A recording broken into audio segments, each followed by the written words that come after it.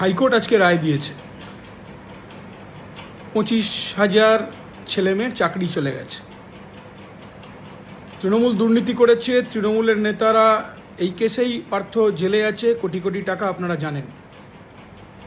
কিন্তু আমরা বিশ্বাস করি যে এই 25,000-এর মধ্যে কিছু ছেলেমেয়ে আছে যারা তাদের নিজের যোগ্যতায় চাকরি পেয়েছে। একটা বড় অংশ তৃণমূলের নেতাদের ঘুষ দিয়ে চাকরি পেয়েছে,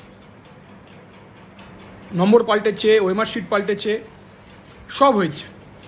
কিন্তু তারপরও এটা আমরা মনে করি যে যোগ্য প্রার্থীদের সাথে অযোগ্য প্রার্থীদের এক করে দিল তৃণমূলের সরকার এবং এসএসসি।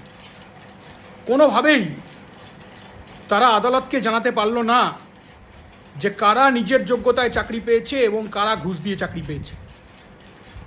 এবং সে কারণে যারা যোগ্যতার সাথে এই চাকরি পেয়েছিল, সংখ্যায় কম হলেও, তাদের অযোগ্যদের সাথে মিলিয়ে দিল রাজ্যের দুর্নীতিগ্রস্ত তৃণমূল কংগ্রেসের সরকার। প্রথম থেকে আমরা কথা বলছি, যবে থেকে ঘটনা যে যাদের চাকরি চলে গেল এবং যারা ঘুষ দেওয়া অপরাধ, ঘুষ নেওয়া আরও বড় অপরাধ, যারা ঘুষ দিলেন তাদের তো চাকরি চলে গেল, যারা ঘুষ দেননি কিছু, যারা নিজের যোগ্যতায় চাকরি পেলেন, তৃণমূল তাদেরকে যোগ্য আর অযোগ্যদের মধ্যে অযোগ্যদের পক্ষে দাঁড়ালো। এসএসসি ডিপার্টমেন্ট, সরকার যোগ্য অযোগ্যদের আলাদা করলো না। ঘুষ দেওয়া অপরাধ, কিন্তু তার থেকে অনেক বড় অপরাধ ঘুষ নেওয়া। সেই অপরাধে অভিযুক্তরা বহাল তবিয়তে আছে। এখনো চার্জ ফ্রেম হয়নি পার্থ চ্যাটার্জির বিরুদ্ধে, এখনো চার্জ, দুদিন বাদে বেল পেয়ে যাবেন।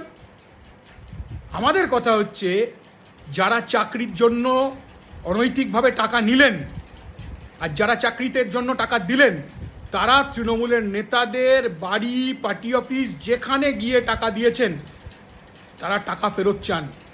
দুর্নীতিগ্রস্ত নেতাদের টাকা ফেরত দিতে হবে। অন্যায়ভাবে যাদের চাকরি দেওয়া হয়েছে, এছাড়াও লক্ষ লক্ষ এসএসসি পরীক্ষার্থী আছে যাদের চাকরি পাওয়ার কথা, চাকরি পায়নি, তারা রাস্তায় বসে আছে। অযোগ্য ছেলেমেয়েরা চাকরি পেয়েছে। তার সাথে আমরা এই কথা বলছি, আমরা মনে প্রাণে বিশ্বাস করি এই 25,000-এর মধ্যে এমন কিছু প্রার্থী আছে যারা নিজেদের যোগ্যতায় চাকরি পেয়েছে। তৃণমূল কংগ্রেস যোগ্য আর অযোগ্যদের এক করে দিল। দুর্নীতিগ্রস্তরা সরকারে এলে, সমাজবিরোধীরা এমএলএ, এমপি, কাউন্সিলর হলে, সমাজবিরোধীরা ক্ষমতায় বসলে, তারা চিরকালই এটা চেষ্টা করেছে যে অযোগ্য আর যোগ্যদের আলাদা করবে না। তারা ডেলিভারেটলি এসএসসি, বারবার হাইকোর্ট বলার পরও এসএসসি দপ্তর, রাজ্য সরকার আলাদা করলো না। এবং সেক্ষেত্রে যারা যোগ্য তারাও অযোগ্যদের মতো, একটা বড় অংশের অযোগ্য, অল্প অংশের যোগ্য, তাদেরও চাকরি চলে গেল। বিশেষ করে যারা ঘুষ দিয়েছেন, যারা টাকা দিয়েছেন, তারা তাদের পরিবারকে নিয়ে তৃণমূল নেতাদের বাড়িতে হাজির হন টাকা ফেরতের জন্য।